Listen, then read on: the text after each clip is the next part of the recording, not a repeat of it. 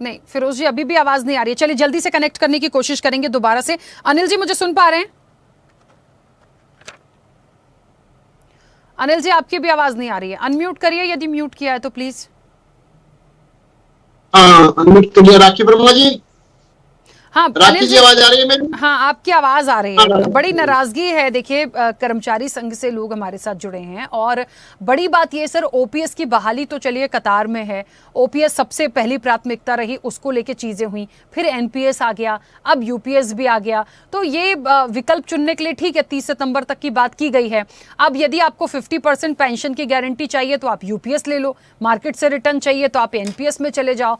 इतना क्यों? मतलब क्या सरकार यदि कोई चीज लाई है, ठीक है आप हित के लिए लाए होंगे, लेकिन जब कर्मचारियों की ही बेरुखी है, उनकी मायूसी है, उनको नहीं लगता ये उनके हित का है, तो फिर ऐसी स्कीम को लाने का क्या फायदा है सर? इसको कैसे आप उसको मतलब ऐसा ना हो कि उसको थोपना पड़ जाए। राखी जी, सही बात यह है कि कर्मचारी ही असमंजस में, जब कोई उनको विकल्प है, यूपीएस एनपीएस का विकल्प दे रखा है, जो विकल्प बेहतर वो समझे उसको स्वीकार करे। सरकार थोप नहीं रही है, सरकार उनको सुझाव दे रही है, रास्ते खोल रही है कि आप इस रास्ते पे जाओ, या इस एनपीएस लो या यूपीएस लो। अगर वो नहीं तय कर पा रहे हैं तो उनको ऊपर सरकार जबरदस्ती नहीं कर रही है कि आप एनपीएस में जाना है, यूपीएस में जाना है। सरकार प्रेशर नहीं बना रही है। और सरकार जब देख रही है कि अपने कर्मचारी भाई थोड़े से शंका में हैं, तो एक उन्होंने टाइम और बढ़ाया 30 सितंबर तक। 30 सितंबर तक आप टाइम बढ़ा रहे हैं कि आप इसको जिस तरीके से जहां से जाओ वहां पर जिसमें आपको फायदा वो करो। अब जैसे सही मायनों में ये है कि जिनकी नौकरी अभी लगी है, यानी जिन्होंने काफी लंबे समय तक नौकरी करनी है, वो एनपीएस को ट्राई कर रहे हैं, लेकिन जो रिटायरमेंट के नजदीक है वो यूपीएस को ट्राई कर रहे हैं। तो कहने मतलब हर कर्मचारी अपना नफा नुकसान देख करके आगे बढ़ रहा है, सोच रहा है कि उसमें उसका कहां फायदा है। और सरकार भी कर्मचारियों के फायदे में, कर्मचारियों के हिसाब से जो हमारे कर्मचारी भाई अपने हित में समझे उस योजना को अपने में लागू कर ले। उनकी चॉइस है कि आपको इसी योजना में जाना है या इसी योजना में जाना है। तो इसमें गलत कहां है? हमारी सरकार तो निश्चित तौर पर, चाहे वो कर्मचारी हैं, चाहे किसान हैं, चाहे व्यापारी हैं, चाहे मजदूर हैं, सबके हितों के लिए काम कर रही है। और सबके हितों का ध्यान रखते हुए वो चहुमुखी विकास की बात करी है। आज भारत को अगर हमें विकसित राष्ट्र बनाना है, भारत को विश्व गुरु बनाना है, तो सभी को साथ लेकर बनाना पड़ेगा। इससे हम कर्मचारी के हितों को भी हमें ध्यान में रखना है।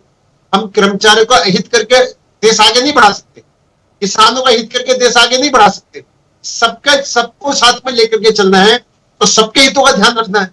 और सबके हितों का ध्यान रखते हुए सरकार ने कोई चीज जबरदस्ती नहीं करी है कि आप जिसमें ठीक समझो उस योजना में आकर के आप इसका लाभ उठा लो। लेकिन अगर कर्मचारी कंफ्यूज है तो उसमें हमारा क्या दोष है? तो कर्मचारी तय कर दीजिए कौन सी लगाना है, कौन सी नहीं मानना। तो इसलिए मुझको नहीं लगता है कि सरकार ने जो भी फैसला करा है बहुत सोच समझ के करा है, और अपने कर्मचारी भाइयों को इस बात की पूरी छूट दी है कि आपको जिसमें भी आपको अपना फायदा दिखाई देता हो उस स्कीम को आप लागू करो और उस स्कीम के अंदर आप आगे बढ़ो। लेकिन अनिल जी, इस बात को भी समझना होगा, यदि इनको एनपीएस या यूपीएस जो अभी अभी आई उसको लेकर यदि कहीं कोई परेशानी हो रही है तो ये अपनी बात तो रखेंगे ना, क्योंकि ओपीएस तो अधर में लटक गया, अब ओपीएस पे तो हो नहीं पा रहा जो ये चाहते हैं। तो इन दोनों को लेकर यदि आप ऑप्शन कर देंगे और उनको यदि नहीं ही अच्छा लग रहा होगा या उनको लग रहा होगा कि हम नहीं कंफर्टेबल हैं, तो ये तो थोपने जैसा हो गया। इसमें कर्मचारी भी क्या करें? ताकि जी देखो, थोपने वाली कहीं बात नहीं। अगर इनको कहीं भी कंफ्यूजन है तो इनको बात करनी चाहिए। इन्होंने बात करने प्रस्ताव कहां रखा है? इन्होंने अगर बात, जो भी इनके सारे कर्मचारी हैं, अगर किसी लेवल पर बात करनी है, किसी लेवल पर कोई विषय है, रखेंगे तभी तो चीज आगे बढ़ेगी। अगर वो अपने आप मन में सोच करके बैठेंगे तो चीज आगे नहीं बढ़ेगी। तो मेरा कहने मतलब यह है कि अगर इन कर्मचारियों में किसी को लगता है कि कहीं कोई कंफ्यूजन है, कहीं को, तो अपने डाउट्स क्लियर करने चाहिए। और डाउट भी क्लियर इन्हीं के लोग करेंगे। आपकी सरकार तो, जो भी सरकार चलती है, सरकार तो कर्मचारी के बल पर ही चलती है।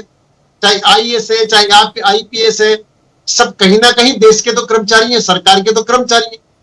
तो उनको वो अपने भाइयों के साथ बैठ करके बातचीत कर ले, कहां पर दिक्कत है वो बता दे। अगर कोई दिक्कत उनके फेवर में कुछ बात हो सकती है, सरकार हमेशा कर्मचारियों के हित में काम करती है। वो आपने ये देखा होगा कि आज की जो सरकार है, अब इस सरकार ने हमेशा पहले टैक्स बढ़ते थे, अब टैक्स घटाने की बात करें। हमेशा चीजों का हम आयात करते थे, अब चीजों को निर्यात करने की बात करें। हम देश का चहुमुखी विकास की बात करें और हर वर्ग के विकास की बात कर रहे हैं। तो अगर इनको कहीं कोई बात है तो इनको उचित मंच पर बात रखनी चाहिए, और उचित मंच पर बात रखेंगे तो सुनी भी जाएगी, ना तो कोई मतलब ही नहीं। ठीक है, चलिए मैं अनिल जी वापस आऊंगी। फिरोज जी, अभी मेरी आवाज